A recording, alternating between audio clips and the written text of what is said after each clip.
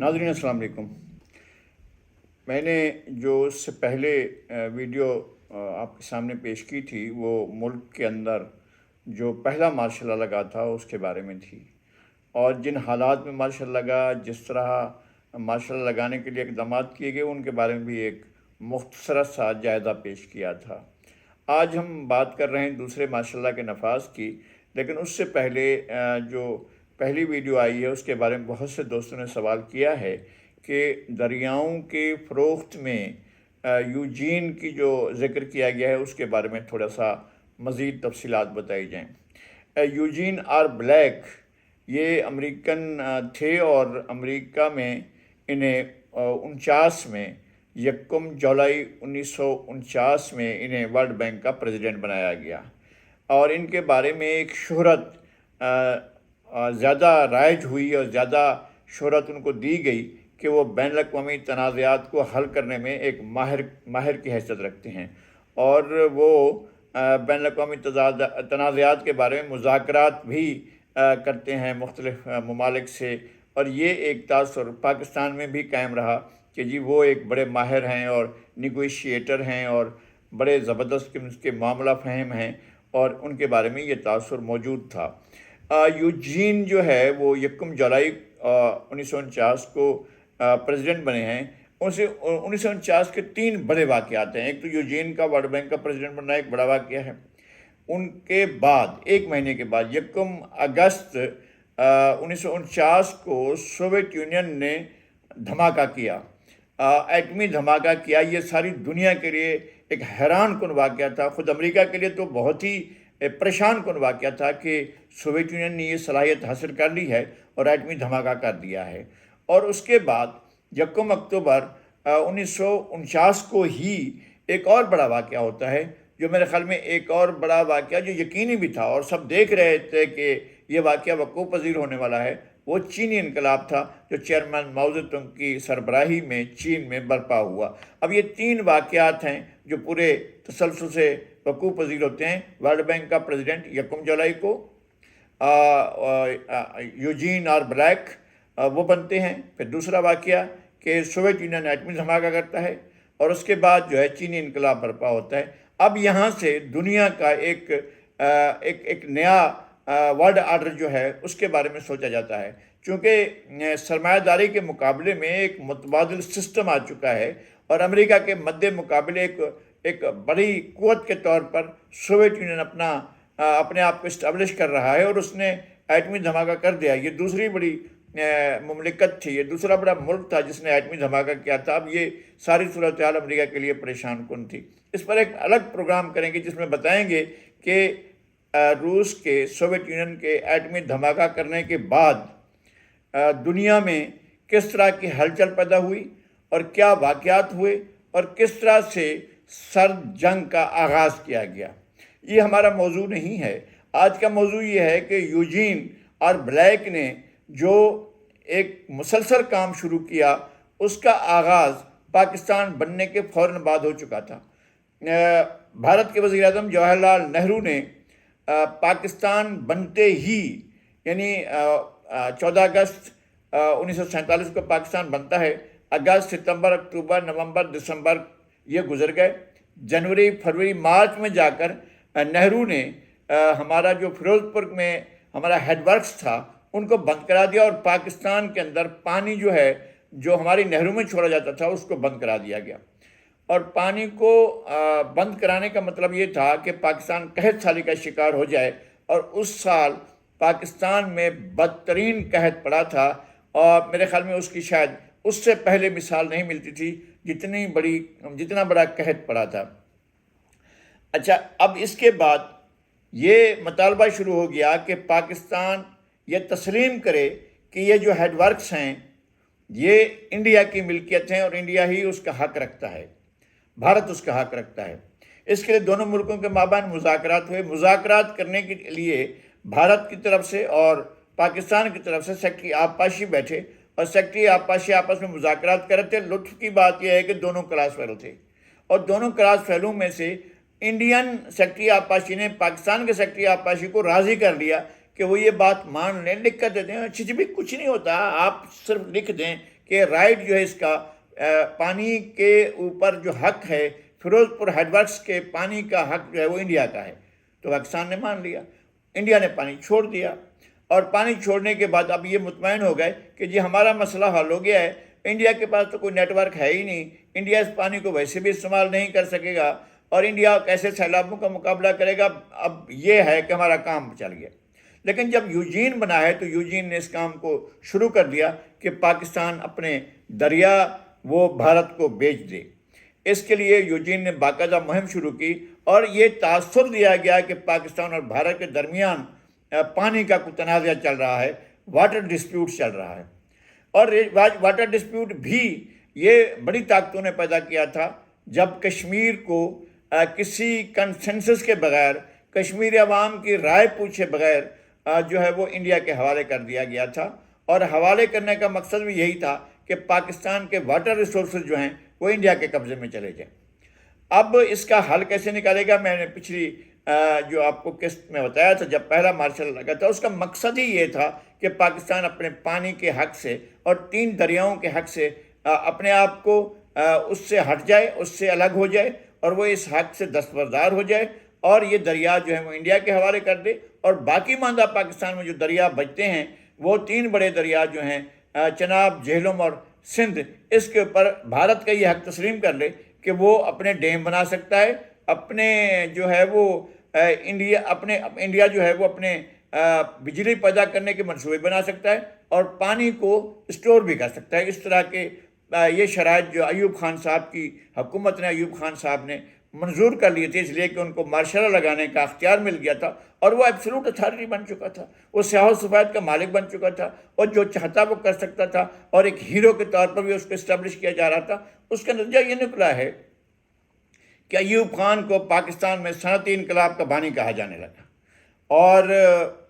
جو مغربی ممالک تھے وہی پاکستان کو جھانسا دے رہے تھے کہ ہم آپ کو ایک انڈسٹریل کنٹری بنانے کی طرف آپ کو لے جاتے ہیں, اور آپ کو ہم زیادہ ترقی دیتے ہیں. اب جب یہ صورتحال چلتی ہے اور ایوب خان کا زوال شروع ہوتا ہے, اور ایوب خان کے زوال کے پیچھے بہت سے عوامل تھے, اور خاص تر یہ کہ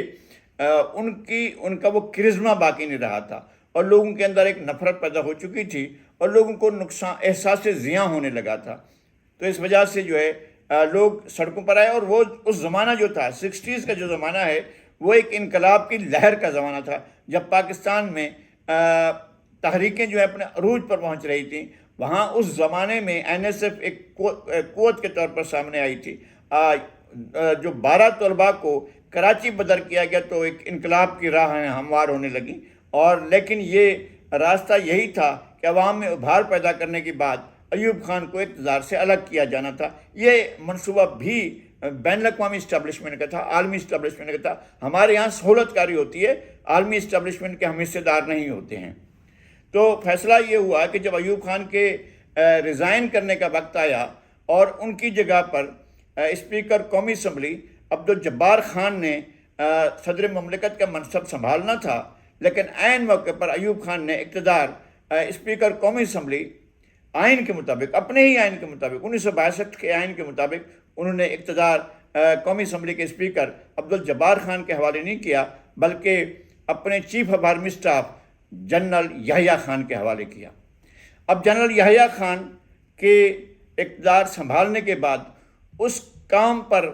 تیزی سے عمل ہونا شروع ہو گیا جس کا پہلے سے طے کیا جا چکا تھا, اور ایوب خان اپنی ڈائریوں میں جو ہے وہ لکھ چکا تھا, اور اپنے وزیر قانون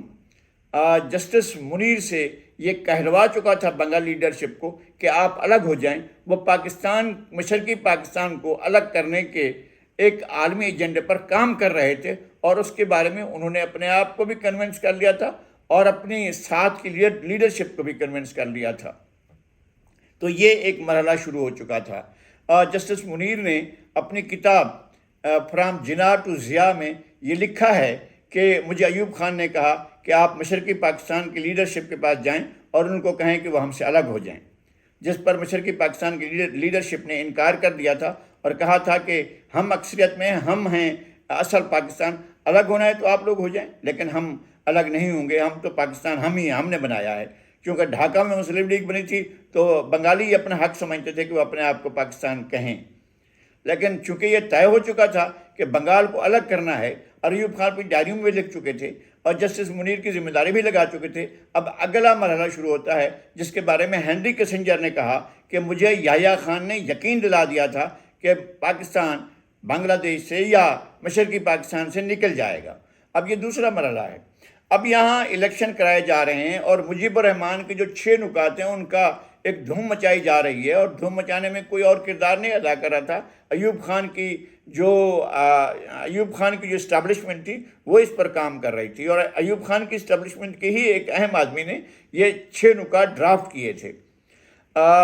اب یہ 6 نکات کی بنیاد پر شیخ مجیب الرحمان الیکشن لڑ رہے تھے۔ ایسے میں کیا ہوا کہ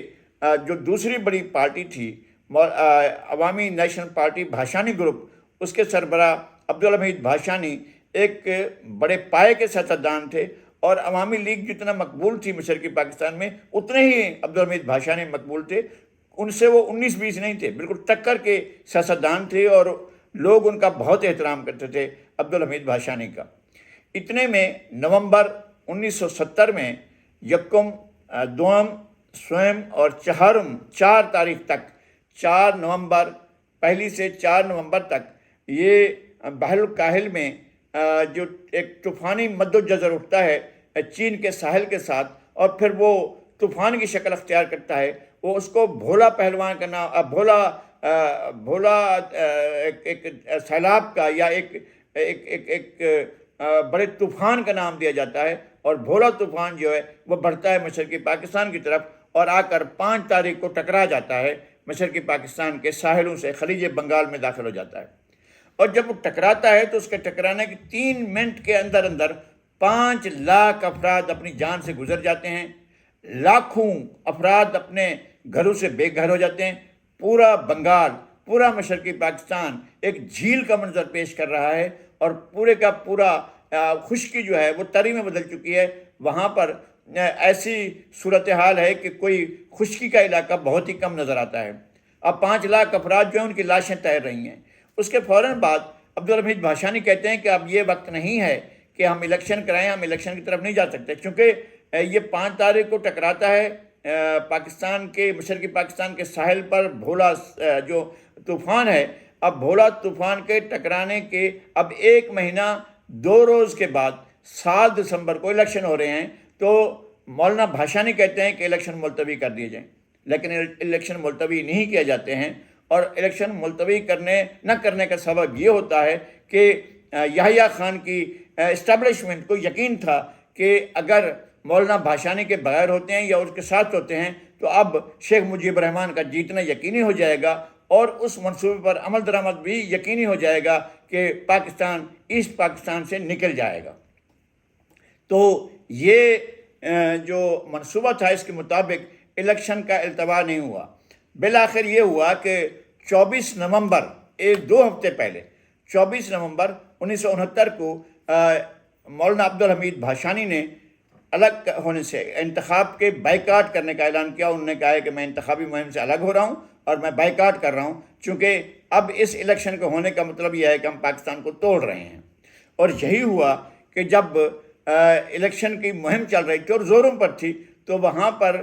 ریڈیو جو بج رہے تھے وہ تو ترانے گا رہے تھے مجیب الرحمان کے، اور ساتھ میں یہ کہ ان کا انتخابی نشان کشتی تھا، اور ترانے بج رہے تھے، مولا علی یہ شیر خدا میری کشتی پار لگا دینا، اور پھر وہ کشتی والے مجیب الرحمان کے الیکشن میں کامیابی ہوتی ہے، اور وہ ایبسلوٹ میجارٹی لے کر کامیاب ہو کر قومی اسمبلی میں سب سے زیادہ اکثریت حاصل کر لیتے ہیں۔ چونکہ بھاشانی کے الیکشن میں حصہ نہ لینے کا نقصان جو ہے وہ پاکستان کو ہوا، اور اس طرح سے پاکستان کے توڑے جانے کی راہ ہموار ہو گئی۔ مجیب الرحمان کا مطالبہ کیا تھا؟ 6 نکات کیا تھے؟ کہ ہمارا پرچم الگ ہوگا، ہمارا جھنڈا الگ ہوگا، ہمارا ترانہ الگ ہوگا، ہمارا FBR الگ ہوگا، اور ہماری فوج الگ ہوگی۔ اگر ہر صوبے کی الگ فوج ہوتی، ہر صوبے کی الگ FBR ہوتی، ہر صوبے کا الگ پرچم ہوتا، الگ کرنسی ہوتی، یہاں تک تھا کہ الگ کرنسی ہوگی، کنورٹیبل ہوگی لیکن الگ الگ کرنسی ہوگی۔ اگر ہر صوبے کی اپنی کرنسی ہوتی تو 5 پاکستان بنتے مجیب الرحمان کے کہنے کے مطابق۔ اور یہ ہے وہ صورتحال جس میں پاکستان کو لے کر دوسرا مارشل لا پہنچا ہے۔ دوسرے مارشل لا نے پاکستان کے توڑنے کی بنیاد ہی نہیں رکھی، بلکہ پاکستان کو عملاً توڑ دیا۔ اور جنرل باجوہ جو کہہ رہے تھے یہاں اپنے مدت پوری ہونے کے بعد، دوسری مدت پوری ہونے کے بعد وہ کہہ رہے تھے کہ بنگال میں جو کچھ ہوا تھا وہ سیاسی شکست تھی۔ کون کہہ سکتا ہے کہ سیاسی شکست تھی؟ کیا یحییٰ خان اقتدار میں تھا یا کوئی سیاستدان اقتدار میں تھا؟ کیا مارشل لا تھا یا سویلین حکومت تھی؟ یہ کس حکومت کے دور میں پاکستان ٹوٹا ہے، اور کس ہٹ دھرم حکومت کے دور میں اقتدار پاکستان ٹوٹا ہے؟ جب ایک سیاسی لیڈر، بہت بڑا سیاسی لیڈر کہہ رہا ہے کہ انتخابات ملتوی کر دیے جائیں، تو انتخابات جو ہیں وہ زبردستی کرائے گئے، اور بنگال ڈوبا ہوا تھا، الیکشن کرائے گئے، پولنگ اسٹیشن ڈوبے ہوئے تھے، الیکشن کرائے گئے، اور وہاں الیکشن ہو نہیں سکتے تھے، الیکشن کرائے گئے اور جتوایا گیا، ماحول بنایا گیا۔ اور پھر اس کے بعد تو نعرہ موجود تھا کہ جی ہم تو الگ ہونا چاہتے ہیں، پھر بنگلہ دیش کا نعرہ لگا اور پاکستان الگ ہو گیا۔ اور جب پاکستان کی فوج نے ہتھیار ڈالے 16 دسمبر 1970 کو ڈھاکہ میں، تو یحییٰ خان نے پاکستان میں یہاں ریڈیو پر تقریر کی اور کہا کہ وقتی طور پر ایک محاذ سے پیچھے ہٹ جانے کا مطلب یہ نہیں ہے کہ جنگ ختم ہو گئی ہے، ہم یہ جنگ جاری رکھیں گے، گلی کوچوں میں جنگ جاری رہے گی، اور کھیتوں کھلیانوں میں جنگ جاری رہے گی۔ یہ صرف قوم کو جذباتی باتیں بتا رہے تھے۔ عملاً صورتحال یہ تھی کہ وہ پاکستان توڑ چکے تھے، پاکستان ٹوٹ چکا تھا، اور عملاً یحییٰ خان نے ایک عالمی منصوبے کے تحت پاکستان کو توڑ دیا تھا۔ اور وجہ یہ تھی کہ پاکستان نے ویتنام میں امریکہ کا ساتھ نہیں دیا تھا، اور امریکہ کے لیے ایسٹ پاکستان کا، مغربی پاکستان کے ساتھ رہنا اب اس کے لیے سود مند نہیں رہا تھا۔ اس لیے مشرقی پاکستان کو بنگلہ دیش بنانے کا فیصلہ کیا گیا۔ عالمی اسٹیبلشمنٹ کے فیصلے میں ہماری اسٹیبلشمنٹ نے ہاں میں ہاں ملائی، اور یوں پاکستان دو لخت ہو گیا۔ تو یہ تھا دوسرے مارشل لا کا حال، جس کے نتیجے میں ہم نے پاکستان کا آدھا حصہ گنوا دیا، اپنا ایک بازو کٹوا دیا۔ ناظرین، آج اتنا ہی، کل ہم تیسرے مارشل لا کے بارے میں بات کریں گے۔